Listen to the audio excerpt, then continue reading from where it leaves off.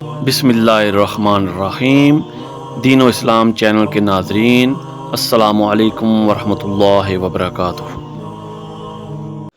صحیح بخاری کی حدیث نمبر 399 ہے، نبی کریم صلی اللہ علیہ وسلم نے 16 یا 17 ماہ تک بیت المقدس کی طرف منہ کر کے نمازیں پڑھیں، اور رسول اللہ صلی اللہ علیہ وسلم دل سے چاہتے تھے کہ کعبے کی طرف منہ کر کے نماز پڑھیں۔ آخر اللہ تعالیٰ نے یہ آیت نازل فرمائی، ہم آپ کا آسمان کی طرف بار بار چہرہ اٹھانا دیکھتے ہیں، پھر آپ نے کعبے کی طرف منہ کر لیا۔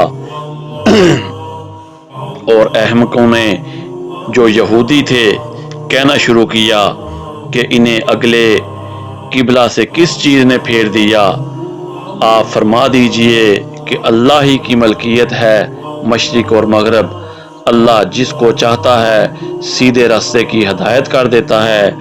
جب قبلہ بدلا تو ایک شخص نے نبی کریم صلی اللہ علیہ وسلم کے ساتھ نماز پڑھی، پھر نماز کے بعد وہ چلا اور انصار کی ایک جماعت پر اس کا گزر ہوا جو عصر کی نماز بیت المقدس کی طرف منہ کر کے پڑھ رہے تھے۔ اس شخص نے کہا، میں گواہی دیتا ہوں کہ میں نے نبی کریم صلی اللہ علیہ وسلم کے ساتھ وہ نماز پڑھی ہے جس میں آپ نے موجودہ قبلہ کعبے کی طرف منہ کر کے نماز پڑھی ہے۔ پھر وہ جماعت نماز کی حالت میں ہی مڑ گئی اور کعبے کی طرف منہ کر دیا۔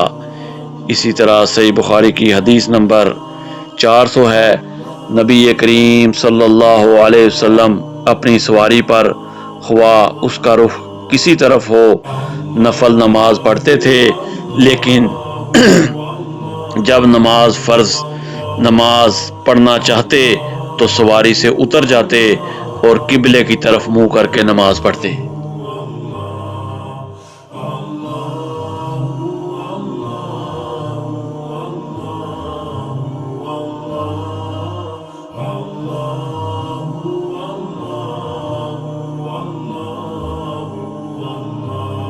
قرآن و حدیث کی تعلیمات کے لیے دین و اسلام چینل کو لائک اور سبسکرائب کریں۔ جزاک اللہ خیر۔